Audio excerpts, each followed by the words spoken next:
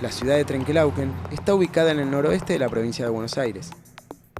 El Museo Histórico Regional de esta localidad es el más antiguo del distrito, ya que fue fundado en 1944 y nos ofrece la realidad histórica de la ciudad, desde la prehistoria hasta los primeros pobladores.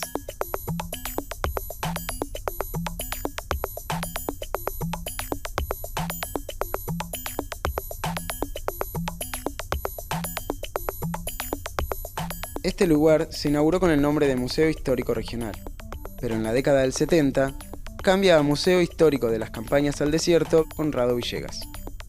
Finalmente, en 2010, vuelve al nombre original de su fundación, y es así como lo conocemos actualmente.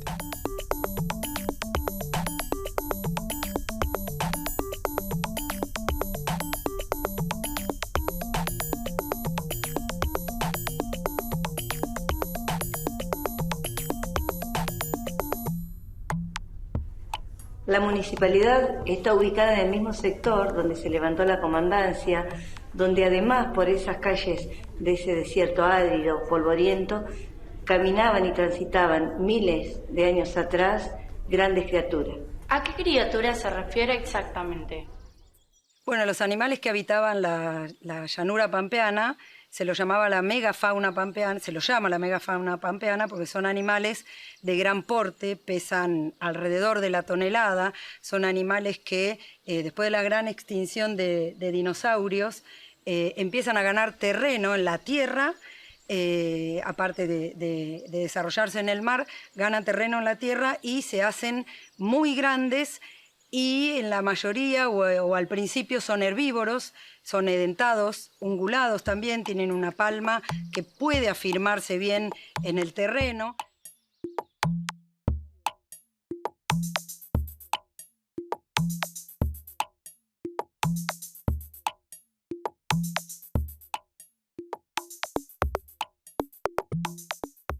Esta gran réplica del Leptodon clavipes corresponde a la megafauna extinguida de animales prehistóricos que habitaron lo que es nuestra América del Sur, y por las calles de Trenquelauquen también transitaron estos grandes animales, y prueba de ello lo tenemos a través del resto original que conservamos, que fue encontrado a pocas cuadras aquí del Museo Histórico Regional. ¿Cómo se extinguieron? Y las causas en realidad son diversas, hay muchas hipótesis que apuntan a que puede ser por actividades volcánicas que contaminan el aire, bajan la cantidad de oxígeno, aumentan la dióxido de carbono, no les alcanza para la cantidad y el tamaño de la megafauna, por lo que las condiciones ambientales no dan como para que esta megafauna, estos animales, sigan viviendo. También hay otras apreciaciones que hablan de meteoritos que impactaron, que aumentaron la temperatura, pero entre estas dos se pueden barajar las causas de las extinciones, que la extinción masiva se puede hablar cuando desaparece la mayoría de las especies que hacen que no se puedan reproducir entre ellas para dejar descendencia.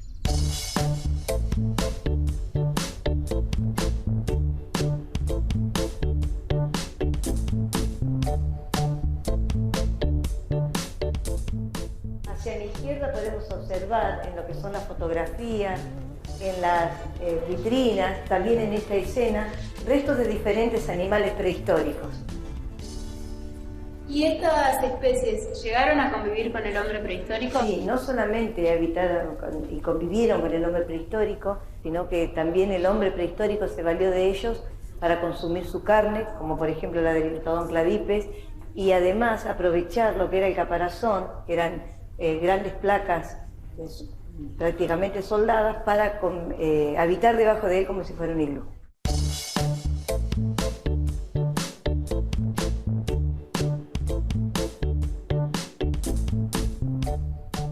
El convenio de cooperación entre el municipio de Trenquelauquen y la Facultad de Ciencias Sociales de la UNICEN consiste por un lado en el asesoramiento al museo en sus colecciones, su clasificación, su análisis y obtención de información, y por el otro en el desarrollo de investigaciones de campo, localizar sitios arqueológicos, los materiales recuperados, investigarlos y posteriormente esos materiales ser devueltos al museo para su exposición a la comunidad.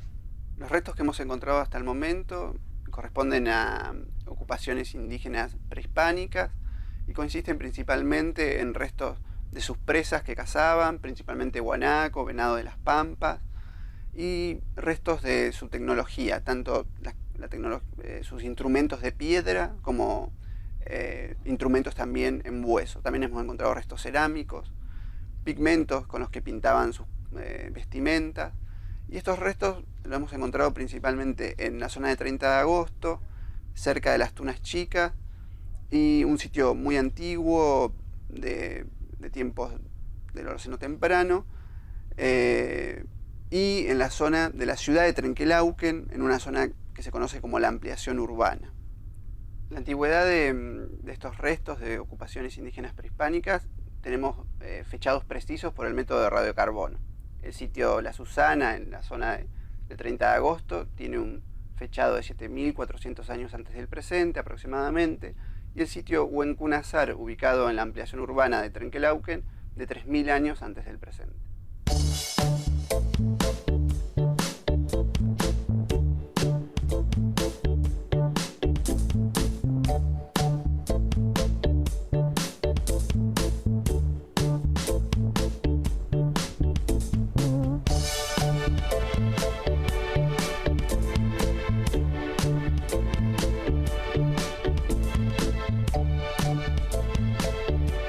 Antes de la llegada de los europeos no existía el caballo en nuestro continente americano.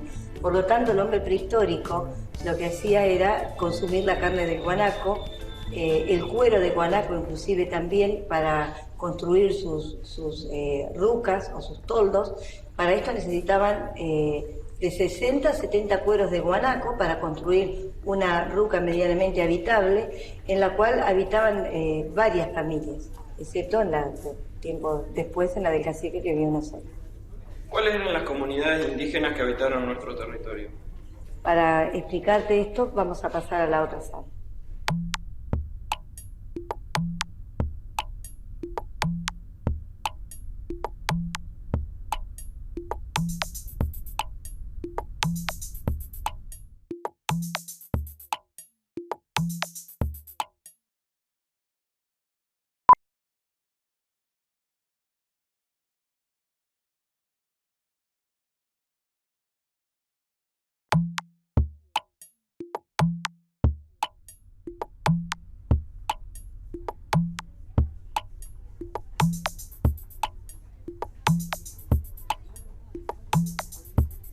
El ñandú es uno de los animales que sobreviven a lo que son los dinosaurios, y no solamente fue utilizado por el hombre prehistórico, sino también por los aborígenes de nuestra zona.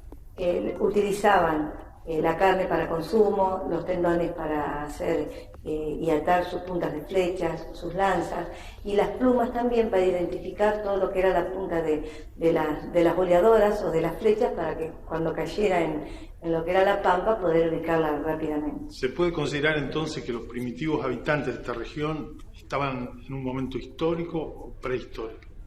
El aborigen pertenece a la etapa histórica y son una consecuencia del hombre prehistórico, ese hombre que ingresa por el estrecho de Bering al continente americano y luego evolucionan las culturas conocidas por todos.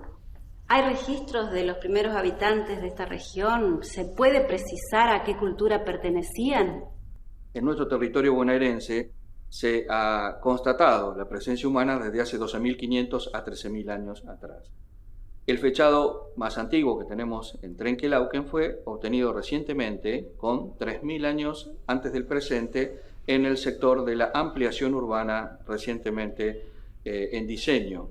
La llegada del caballo a nuestro continente americano le permite al aborigen utilizar varios aspectos del mismo, entre los cuales se encuentra el cuero.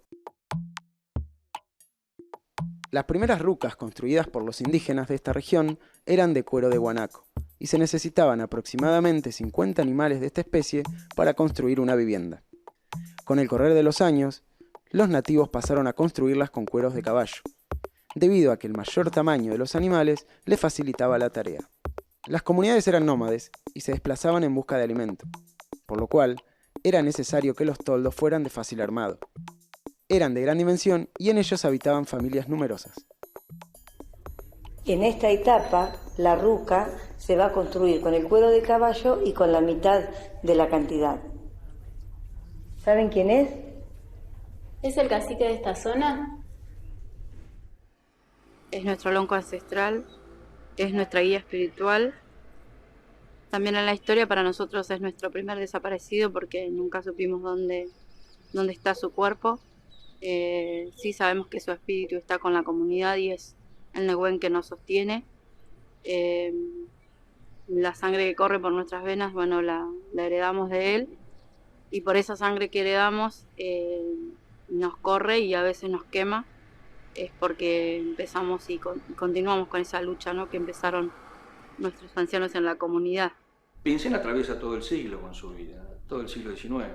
Nace en los primeros años del siglo XIX. Se dice que fue un niño mestizo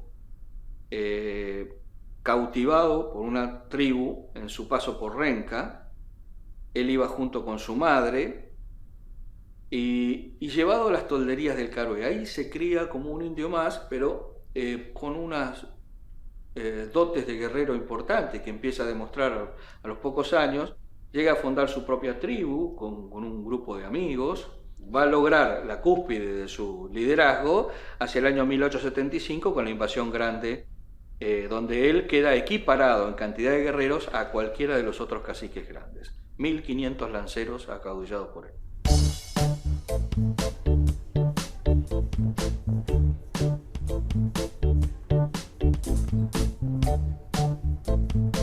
Estas fotografías fueron tomadas en Buenos Aires luego de la captura de Pincén por el fotógrafo Antonio Pozo. Antonio Pozo es el que costea todos los insumos y fotografía toda la campaña de Roca. Lo que hace él es pedir autorización para fotografiar al cacique, que ya estaba prisionero. Supervisa las fotos el perito Moreno, por eso él tiene portando un poncho que es inglés, boleadoras y lanzas que pertenecían a Sehueque, pero al momento de querer tomar la fotografía, el cacique se resiste porque pensaba que lo que tenía frente a él era un cañón. Hay una versión que dice que la primera fotografía se la sacan los capitanejos, que eran los que daban la vida por el cacique, y luego sigue la secuencia que podemos observar.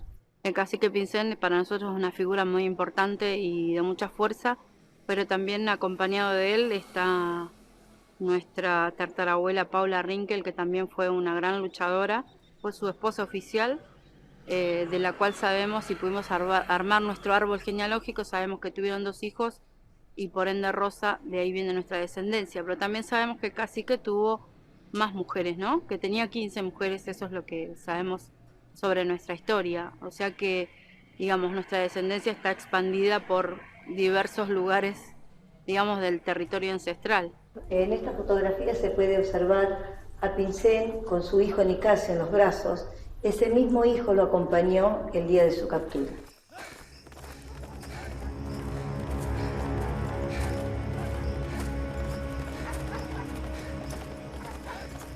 La captura ocurrió en Malalcó el 6 de noviembre de 1878 y en realidad cuando los soldados llegan, lo que hace el cacique a instancia de su familia es huir. Huye con los niños, con su niño en los brazos, y en lo que es una cueva de Puma lo encuentra el soldado junto con un lenguaraz escondido allí para proteger a su hijo.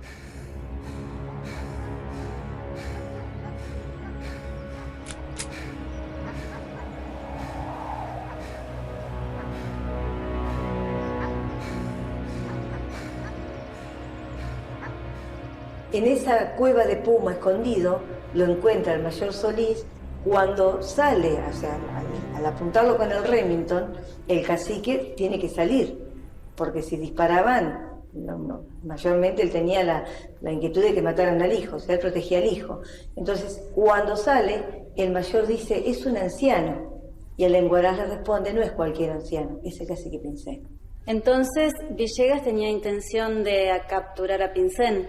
En realidad Villegas, a través de esa relación que tenían entre cacique y coronel, que era el cargo que tenía en ese momento, no tenía la intención de capturarlo porque él consideraba que no molestaba, ninguno se molestaba el territorio del otro.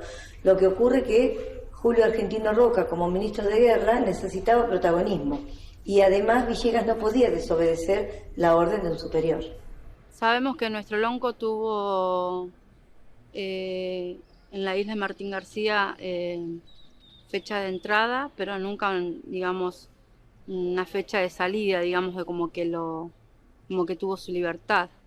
Supimos que se escapó y que lo volvieron a capturar, pero no pudimos saber realmente si él murió ahí o dónde está. A pesar del plan de Roca, la comunidad siguió viviendo en Trenquelauquen. O sea, una vez que fueron liberados, la esposa de Pincén se instala en lo que es Trenquelauquen, y es por eso que hoy en día podemos de alguna manera tener la presencia de esta comunidad cacique Pincén en lo que es nuestra ciudad. O sea que Roca pudo cumplir con su plan. Pudo cumplir con su plan y además él tenía una postura totalmente distinta a la de Alsina. Él era completamente ofensivo, iba directamente a la lucha, directamente al exterminio, cuando Alsina la postura era defensiva. ¿Y entonces cómo murió Alsina? Bueno, para entender la muerte de Alsina, los invito a pasar a la siguiente sala.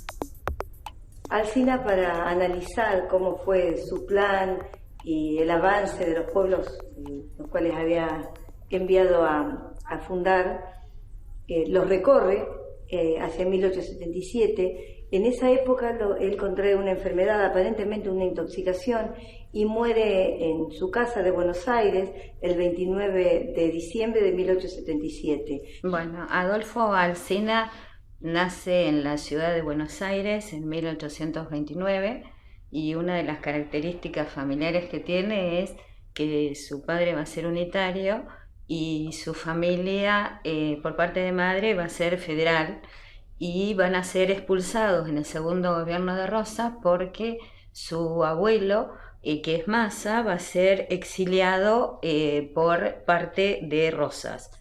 Él lo que va a hacer es diputado en diferentes momentos y va a llegar en 1866 a ser gobernador de la provincia de Buenos Aires. Él va a formar parte del Partido Autonomista cuando se divide en el tiempo de Mitre en Partido Nacional y Partido Autonomista. Alsina fue el ministro de Guerra, el cual Nicolás Avellaneda convocó para que le organizara lo que era el avance hacia el territorio donde estaba el aborigen. La idea del presidente, al igual que la de Alsina, era una idea futurista, una idea de progreso, y para esto necesitaba avanzar sobre las tierras más ricas que tenía hasta ese momento el país. Y siendo que era ministro de Guerra y que su objetivo era poblar el interior, ¿realmente no tenía intenciones de atacar a los aborígenes? Analizando todo lo que fue su plan, que eso quedó todo escrito, todo el proyecto y el testimonio, inclusive las investigaciones de historiadores, todos concuerdan a que él fue un ministro defensivo. O sea, él estableció diferentes estrategias a través de la zanja, los fortines, las comandancias, los destacamentos adentro del mismo pueblo. De esta manera lo que hacía era poner un freno para que el aborígena volviera a tomar la tierra en la cual había vivido hasta el momento del avance. Diferente fue la propuesta de Roca. Roca directamente, ministro también de Avellaneda a la muerte de Alsina, lo que él hace es establecer una campaña netamente ofensiva. O sea, lo primero que él le dice al presidente: deme 2 años, señor presidente, 1 año para organizarme y 1 año para terminar con el problema que es el indio.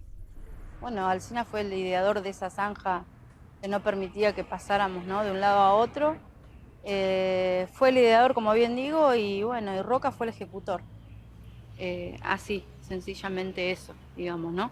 Todos fueron partícipes de este genocidio del cual fuimos parte de la historia y bueno, que lamentablemente tuvimos tantas muertes en nuestra comunidad.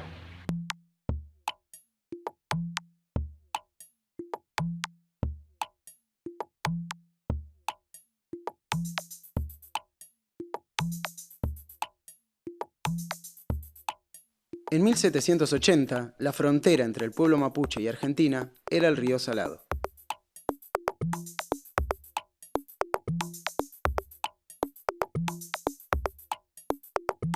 En 1820, la línea fronteriza avanza, pasando por Junín, Azul, Tandil y finalizando en el Río de la Plata a la altura del Cabo Corrientes. En 1876, Adolfo Alsina, como ministro de Guerra, construyó la famosa Zanja de Alsina. Una zanja de 2 metros de profundidad y 3 de ancho. De esta forma, la frontera se corrió notoriamente hacia el oeste, naciendo en Italó, Córdoba, pasando por Trenquelauquen, Guaminí, Carué, hasta Bahía Blanca. Ante el fallecimiento de Adolfo Alsina, el presidente Nicolás Avellaneda designó como su reemplazante a Julio Argentino Roca. Formalmente, en 1879, Roca comandó la conquista del desierto, campaña militar que produjo el sometimiento final de las comunidades indígenas y el acaparamiento del territorio en manos del Estado argentino.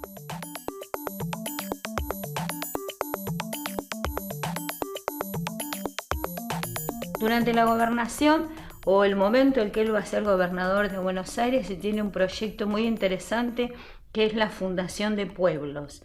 En su proyecto está el avance en la frontera a partir de la fundación de pueblos. En su gobernación él funda 15 pueblos, porque él lo que plantea que el problema no son las poblaciones originarias, sino que el problema es el desierto, lo que él llama el tema del desierto. Nosotros decíamos que Alsina es un político y Roca es un militar. Entonces nosotros, al plantearnos ya una visión de vida diferente, la solución del político no es la solución del militar.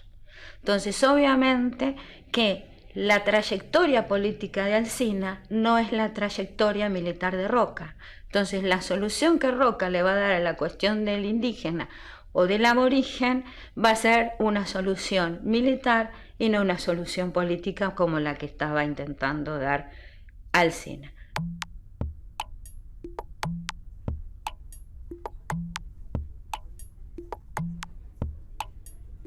Las diferentes guerras entre países vecinos, entre las luchas internas en el país, Las luchas entre los aborígenes y los soldados hacen que de alguna manera todo este ministerio de Alsina le resulte bastante complicado y pesado. Tenemos que tener presente las distancias también en las cuales estaban ubicadas las tropas, y además la oposición de aquellos que pensaban diferente con respecto al plan de Alsina. ¿Alsina murió luchando contra los indios?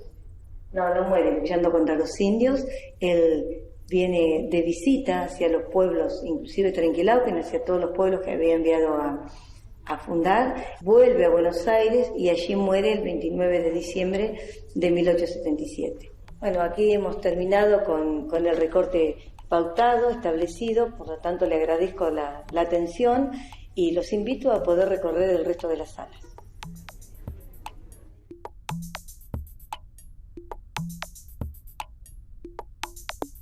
El Museo Histórico Regional de Trenquelauquen nos muestra la mezcla de momentos, de personajes, de vencedores y vencidos que forjaron nuestra historia.